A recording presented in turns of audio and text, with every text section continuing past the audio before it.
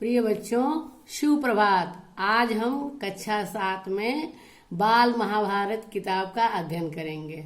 बेटा, इसके पहले हम लोग क्या पढ़ते थे? बसंत भाग 2। और ये दूसरी किताब है आपकी महाभारत कथा, ठीक ना। अब देखिए, बाल महाभारत कथा के अंतर्गत ये आपका पहला पाठ है महाभारत कथा। इस महाभारत कथा में महाभारत का संक्षिप्त रूप से वर्णन किया गया है। ये महाभारत की कथा धार्मिक पुस्तक है, ये हमारा धार्मिक ग्रंथ है। महाभारत हमारा क्या है? धार्मिक ग्रंथ है, जो महर्षि पराशर जी के पुत्र वेद व्यास जी थे, उन्हीं की ये देन है कि आज हम सभी के सामने महाभारत का ग्रंथ है। व्यास जी ने महाभारत की कथा को पहले तो अपने लड़के सुखदेव जी को याद कराई और बाद में अपने शिष्यों को भी इन्होंने याद कराया। लेकिन महाभारत की कथा का प्रचार प्रसार महर्षि वैशंपायन जी ने किया था। ये व्यास जी के शिष्यों में प्रमुख थे, सबसे अच्छे शिष्य थे। और ऐसा कहा जाता है कि महाभारत में महाराजा परीक्षित के पुत्र जन्मेजय जी थे। उन्होंने बहुत भारी एक यज्ञ किया और उस यज्ञ में सूत जी थे। तो सूत जी ने एक सभा बुला करके और उस सभा के अध्यक्ष किसको बनाया? शौनक जी को बनाया। सूत जी ऋषियों की सभा में महाभारत की कथा शुरू की। महाभारत की कथा में देखिए, शांतनु हस्तिनापुर के राजा हुए और शांतनु जब नहीं रहे तो उनके पुत्र चित्रांगद हस्तिनापुर के गद्दी पर बैठ गए। लेकिन उनका अकाल मृत्यु हो गया। जब उनका अकाल मृत्यु हो गया तो उनके भाई विचित्रवीर्य राजा हुए, जिनके 2 पुत्र थे, धृतराष्ट्र और पांडु। धृतराष्ट्र तो जन्म से अंधे थे, तो अब अंधा राजा गद्दी पर बैठ करके क्या शासन करेगा? इसलिए राजनीति के अनुसार उनके छोटे भाई पांडु को गद्दी पर बैठाया गया। पांडु ने कई वर्षों तक बहुत अच्छे से राज्य किया। उनके राज्य में प्रजा भी बहुत सुखी रही। उनकी 2 रानियां थी, कुंती और माद्री। उनके कुछ समय बीतने के बाद पांडु जो थे, उनसे कुछ अपराध हो गया। वो अपराध के प्रायश्चित करने के लिए अब तपस्या करने जंगल में चले गए। जब वो जंगल में जाने लगे तो उनकी रानियां भी जिद करने लगी कि नहीं, हम भी आपके साथ चलेंगे, आप जहाँ रहेंगे वहीं मैं रहूंगी। वनवास के समय दोनों रानियों को साथ लेकर के पांडव चल दिए। जब वहां गए तो कुछ समय बीत गए। कुछ समय बाद उनके 5 पुत्र हुए, जिनका नाम पांडव हुआ। उसके बाद पांडव की मृत्यु हो गई। पांडव की मृत्यु होने के बाद उन बच्चों का पांडु की मृत्यु होने के बाद अब उनके बच्चों जो पांडव थे, 5 पांडव, उनका पालन पोषण ऋषि मुनि ने किया, पढ़ाया लिखाया। लेकिन जब कुछ बड़े हुए युधिष्ठिर, तब ऋषियों ने क्या काम किया कि उस 5 कुमारों को लेकर के और हस्तिनापुर आए। और हस्तिनापुर के उस समय कार्यभार देखने वाले भीष्म जी थे, उन पितामह भीष्म को उन्होंने सौंप दिया। 5 पांडव तो वास्तव में बुद्धि से बहुत ही कुशाग्र बुद्धि के थे, शरीर से भी बहुत बलवान थे और इतने अच्छे थे कि हम क्या बताएं। उनकी प्रखर बुद्धि और उनके स्वभाव को देखकर सारी जनता उन पर खुश रहने लगी। सारी जनता का मन उन्होंने मोह लिया। अब ऐसा उनका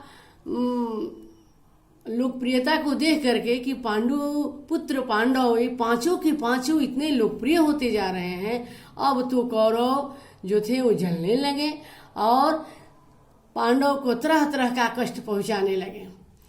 दिन पर दिन भीष्म पितामह ने देखा कि तो कौरव और पांडव के बीच एकदम बैर भाव बढ़ गया। अब क्या करें? अंत में इन दोनों के आपसी मतभेद को देखते हुए भीष्म पितामह ने समझाने का प्रयास किया, संधि भी कराई, लेकिन इनके अंतर मन की कटुता जो थी वो कम नहीं हुई। अब भीष्म दोनों पक्ष, कौरव पक्ष और पांडव पक्ष, ये दोनों शांति बना रहे। इस शांति के लिए इन्होंने राज्य का 2 भाग में विभाजन कर दिया। कुरु राज्य के 2 हिस्से कर दिए। तो कौरव हस्तिनापुर में राज करते रहे, जो आजकल पुरानी दिल्ली में है। हस्तिनापुर आज कहाँ है? अभी पुरानी दिल्ली में हस्तिनापुर है। पुरानी दिल्ली को ही हस्तिनापुर कहते हैं।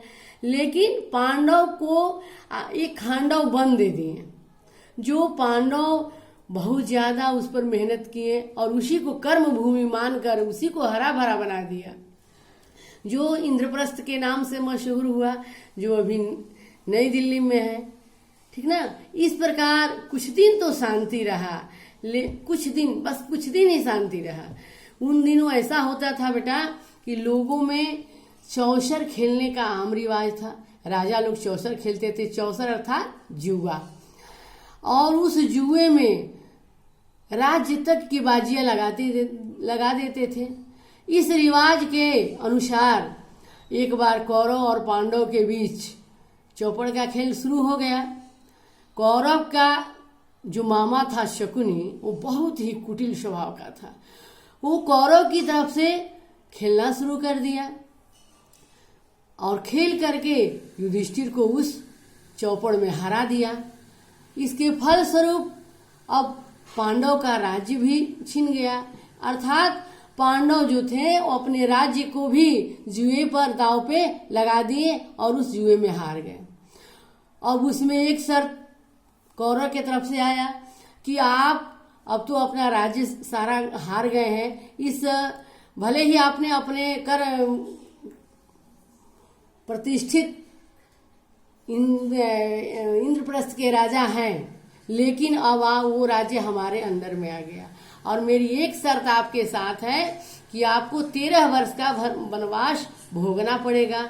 और उसमें भी ये शर्त ये लगा दिए कि 12 वर्ष का तो आप वनवास भुगतेंगे और 1 वर्ष का अज्ञातवास। अज्ञातवास का अर्थ होता है बेटा कि 1 वर्ष तक आप वन में विचरण करेंगे, लेकिन कोई आपको पहचान नहीं पाए। अगर आपको कोई पहचान लेगा तो फिर आप 12 वर्ष का वनवास करेंगे और 1 वर्ष का अज्ञातवास करेंगे। और अगर आप सही 12 वर्ष का वनवास और 1 वर्ष का अज्ञातवास अगर आपने पूरा कर लिया तो हम आपका राज्य लौटा देंगे। अब इतना सुनने के बाद द्रौपदी के साथ वो 5 पांडव बेचारा 12 वर्ष तक वनवास काटते रहे। फिर एक वर्ष अज्ञातवास भी बिताए, जिनमें किसी को ज्ञात नहीं हुआ कि पांडव अज्ञातवास काट रहे हैं, कोई पहचान नहीं पाया। और ये वनवास और अज्ञातवास दोनों बिता करके फिर वापस लौट आए। और लौटने के बाद नियमानुसार तो उनका राज्य उनको दे देना चाहिए, लेकिन लालची दुर्योधन ऐसा था कि राज्य वापस करने का नाम ही नहीं ले रहा था। अब अंत में क्या हुआ कि क्षत्रिय धर्म के नाते अब ये सोचने लगे कि राज्य हमारा है और हम नियम अनुसार वनवास और अज्ञातवास काट कर आ गए हैं, तो अब ये नहीं देंगे तो इनके साथ हमें लड़ना पड़ेगा। अंत में उन्होंने कौरव से लड़ाई किया। युद्ध में जितने कौरव थे सारे मारे गए और पांडव उस विशाल साम्राज्य के स्वामी बन गए।